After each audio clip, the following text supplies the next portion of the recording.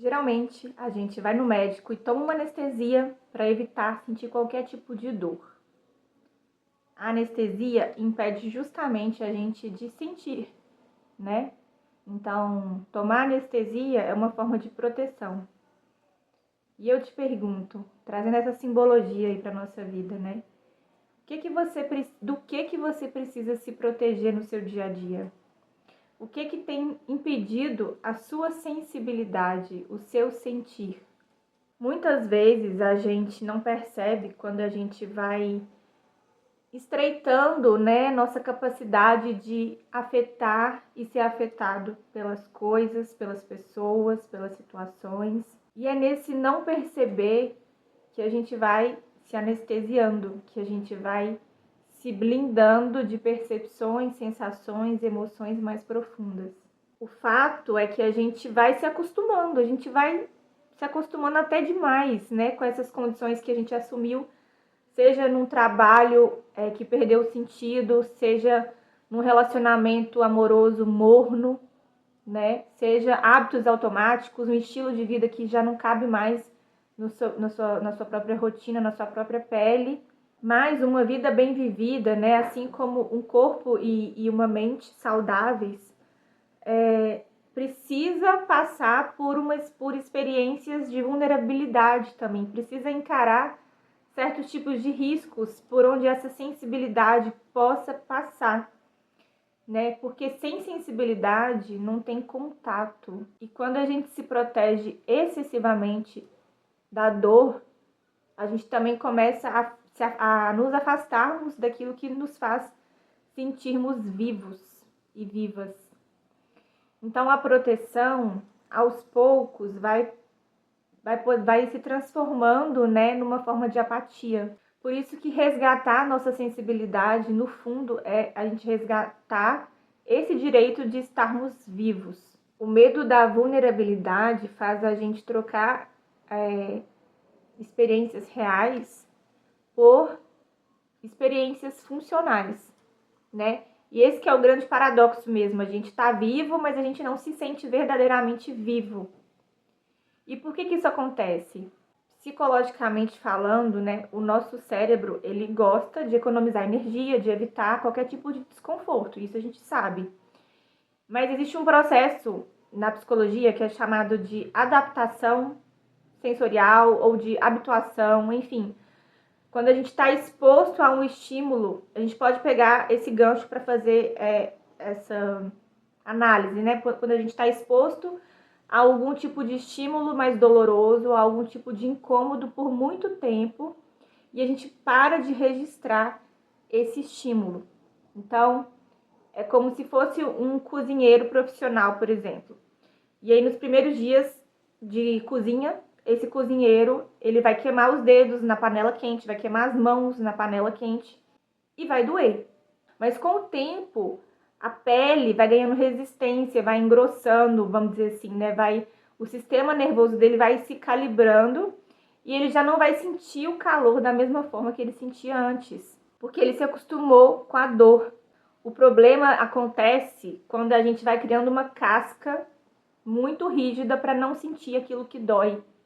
E a gente vai perdendo também essa capacidade de sentir as coisas que nos nutre, né? Que nos cura, que nos expande. E ainda pegando esse gancho da psicologia, né? Que o Carl Rogers defendia, né? Que uma vida plena depende diretamente da nossa capacidade de estarmos abertos para as experiências, né?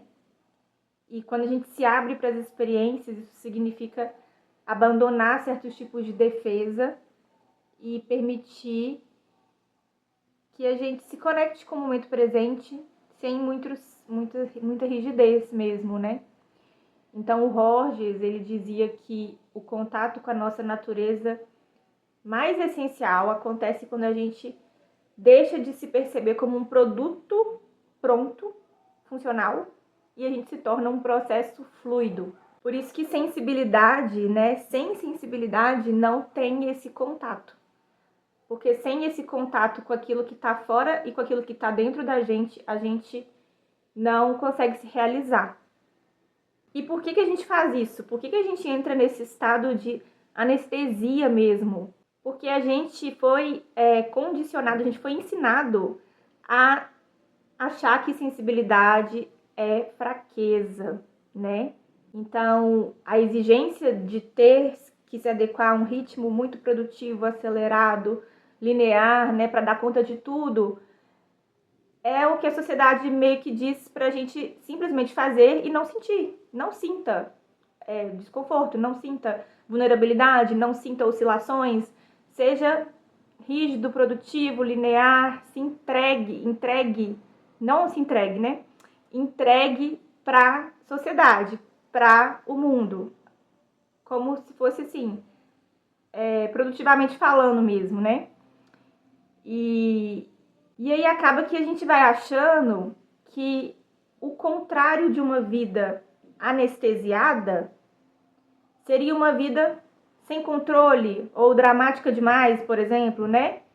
Porque justamente confunde essa sensibilidade com fragilidade, acha que se proteger contra o sofrimento é garantir qualquer tipo de bem-estar, mas na verdade você vai se blindando, vai trazendo apatia, vai trazendo uma sensação de vazio mesmo. Por isso que uma vida bem vivida precisa de uma dose de vulnerabilidade, precisa de encarar o risco por onde essa sensibilidade possa circular.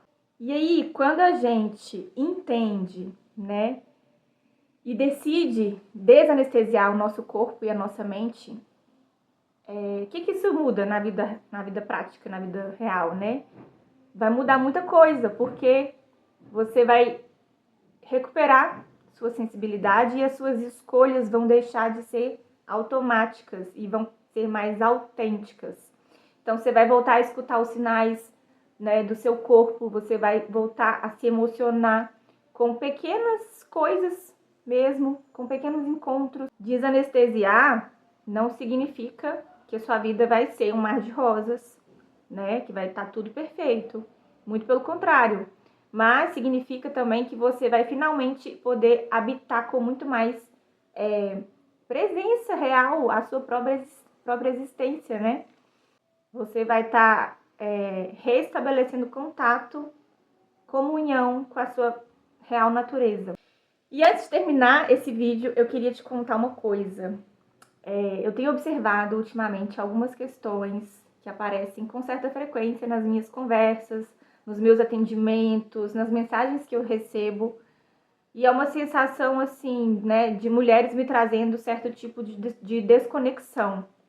Como se muitas mulheres estivessem realmente cumprindo esses papéis todos, né, mas sem um espaço de escuta a si mesmas.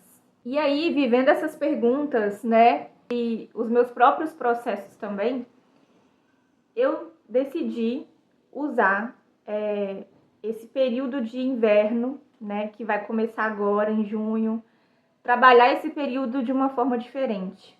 Então, assim, em vez de eu simplesmente pensar e lançar um projeto novo que eu tô aí pensando, né, eu resolvi abrir um espaço e um tempo de incubação, de maturação, de construção, com calma e profundidade durante esse período de inverno. Então, tem um projeto se desenrolando. E ainda não é hora de falar tudo sobre esse projeto, mas ele vai acontecer, vai nascer aí no final de agosto, início de setembro. E assim, se alguma coisa nessa conversa nossa, nesse vídeo, ressoou em você hoje, eu quero te dizer que eu deixei um link aqui na descrição desse vídeo, que é uma lista para quem quer acompanhar mais de perto os bastidores desse projeto, que vai ser construído aí ao longo desse inverno. E as mulheres que estiverem nessa lista vão ser as primeiras a receber os convites e as condições especialíssimas, né, de abertura desse projeto. Então, se fizer sentido para você, você vai ser muito bem-vinda e vai ser muito bom ter você por perto enquanto isso vai ganhando forma, tá bom? Um beijo.